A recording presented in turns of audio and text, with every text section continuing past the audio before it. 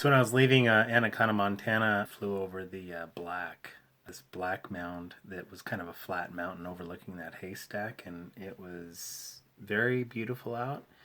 A good morning, and I just really appreciated all the different mountains, as you can see in this drive. Going back home to Whitefish in the Flathead Valley. Experiences like this are just amazing, especially when you take off and you travel and you get a chance to see things from a different perspective. And it just, for me, being able to film and photograph at the same time of driving and seeing new material and different things, it just really allows me to be inspired, and I'm just firing on all cylinders. So it was unique and very cold.